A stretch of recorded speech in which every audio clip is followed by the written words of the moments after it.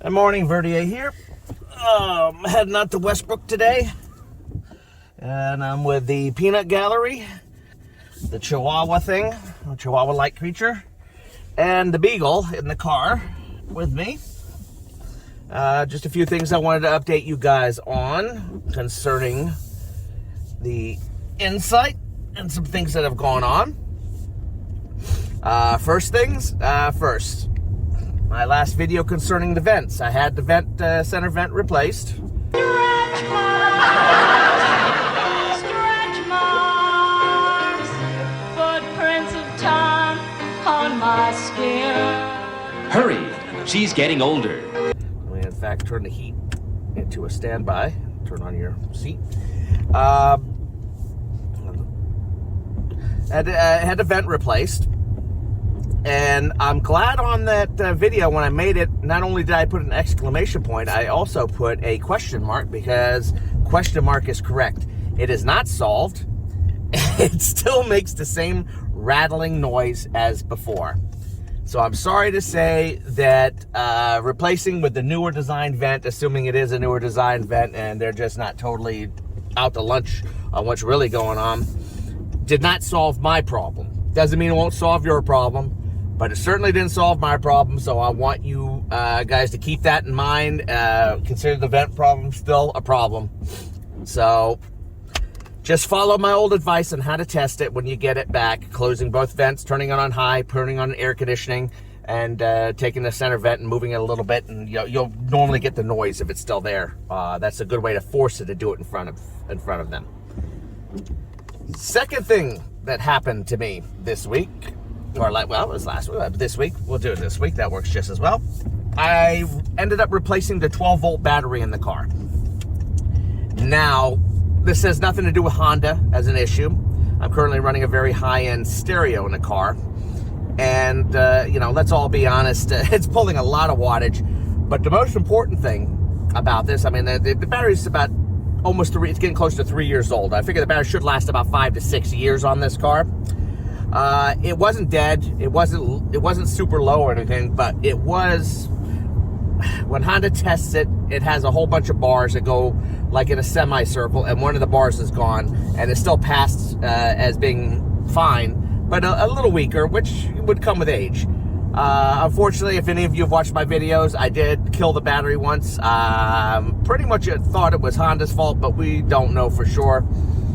For some reason, the ambient lighting stayed on in the car, and I hadn't driven it for like 4 days, and it killed the battery. And when you kill a battery, well, you know what that means. It means you're totally screwed. Basically, the battery never really seems to really be as good as before. It was still considered good, but just not as good as before, and I think that's what killed it. And I had an issue where the radio wouldn't start up. It was dead. The amp was on and all that, but the system would not play any music. And that was basically caused by power variations in the car because the battery was weak. And the system apparently was pretty touchy about that, and it had turned off the sound. I don't know how it works. I can tell you Audison is a little touchy about stuff. Higher-end equipment tends to be touchy. I can't speak for JL, but the Audison was. So I decided to change the battery to nix that. $303, including installation. Very expensive. We knew the battery was expensive. I had Honda get the battery. They went out and grabbed the right battery. It turns out it was a little taller, but it still fit and everything. So they weren't even using their own version. They just went out to a supplier to get the battery. Probably could have got a better deal, but I just wanted to get it done and over with. So that was done. So battery replaced, 12-volt battery. Not really, just basically a video log thing. Nothing to say bad about Honda on that. Third thing, you guys know I've been struggling with the auto brights issue on this car. And I had made a video last time bitching and moaning about how the woman, her name is Olivia, had said they were closing it because they couldn't reproduce and all this kind of stuff and so forth. And that I needed, they would have a liaison with the dealership and they would try to figure out what's going on. We would go from there. To no surprise whatsoever to me, I went to the dealership and sat down with the manager, the repairs manager over there, service manager. Maybe I'll get it right. And I told him, I asked him, did Olivia call you and let you know? And he looked at me, nope, I haven't heard a single thing from them. Gee, what a shock there. And I said, basically, they've thrown it all on you. He gave me a look, and not that bad, like just a look. And I said, yep, basically, they said, since it can't be reproduced, even though I have videos of it all happening, I got a liaison with you guys trying to figure it out. And I don't remember if he shook his head or not, but I think he was a little exasperated by the whole situation. It's really pretty pathetic that Honda never called and told him what they were going to do. Basically, they just made the decision they don't want to fucking deal with me. So they're going to let the dealership deal with me. Now, I talked to him, and I said, you know how patient I've been when concerning the vent. It took almost over a year, and now I got to deal with him again and let him know it's not working. And I said, we have a few things we need to do to figure out what we're going to do with this issue with the auto brights. It's obvious that the situation, and let me turn the air up high, I'm getting fogging up a little. So we got to deal with these brights issues, and I see only 3 ways we can deal with this. And I said, normally I'd be very patient, but I think we need to move a little faster on this one. And then the 3 ways... Yeah, shut up, Ruby. I said the 3 ways I think we can deal with this is A, find out if we can get the old software put back on the BCM. Car ran fine with the old software. I'd just rather have the old software put on there if possible. Number 2, get me a new BCM with the old software on it and just made it to the car. Not something I really want to do, but I just want the old software and we can deal with it like that. Number 3, wait for Honda to fix the problem. And when I said that, I think we both had the same reaction. I said, I don't think Honda's going to fix the problem unless a lot more people end up with this trouble. And he agreed. I think he pretty much agreed with me. It may be part of another repair or something else I'll find out that's going on with it, but I don't have much faith. I have to be perfectly honest. I'm having some serious doubts about Honda as a company, or at least dealing with them in general. The only saving grace I have is I happen to have good dealerships near me. They're eventually going to lose patience with me and get a little, start getting a little pissy with me. You can't sit there and just keep bothering the damn dealership on things. They got their own shit to deal with. So, but I am having some serious concerns about Honda.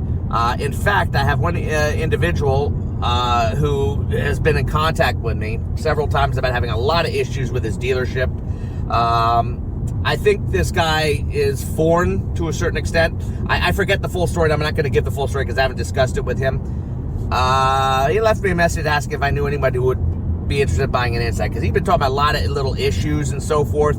I don't know how many issues are mistakes, errors on his part, but some of the things he told me are actually the dealership has not handled things properly and has basically screwed him with some stupid stuff.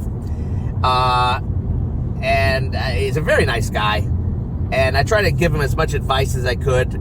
And I think he even went to his attorney general, whatever, of the state. And it's been a big mess with him. And it's not like his car, I don't think his car is a total lemon. I think they misrepresented it and they're not taking care of him the way they should be taking care of him with this car. So I'm just passing on that this is getting ridiculous, and I'm losing a lot of faith. I love the car. I love my car. I like the Hondas. They drive nice and all that. But I have very little faith in Honda at this point. I'm beginning to really lose it with their bullshit, and I don't think they really care. I don't think they're really taking in mind their customers. A fourth issue is going on as of today. I had to redo the Bluetooth on my phone, connecting to the car. The Bluetooth works on everything else on the planet that I've ever hooked up. It's an S21 Ultra, Galaxy S21 Ultra, and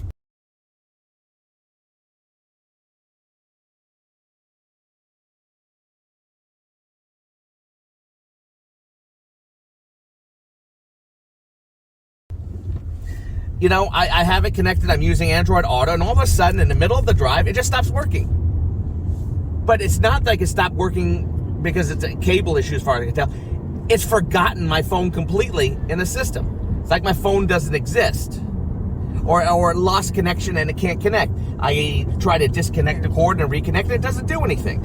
I'm going to have a talk with them at the dealership and see if they have any ideas on what I could do to try to make this work better. Because I'm getting sick and tired of the fact that I can't be sure the goddamn freaking, what do you call it, freaking phone's going to work connected to the damn car. It's just getting ridiculous. So that's where I'm at. Anyone looking for an insight? I don't know. I can't remember if it's an EX or Touring. If you want to let me know, I'll pass it on to him. I don't know if I still have his number. I might. And you can get in touch with them, with your permission and so forth. I told him to put it on the gen3insight.com or on Facebook and so forth. I wish him and everyone the best of luck on that. That is just freaking stupid, the situation going on with that. All right, that's it. That's all I got to say. It went on forever. Verdier out.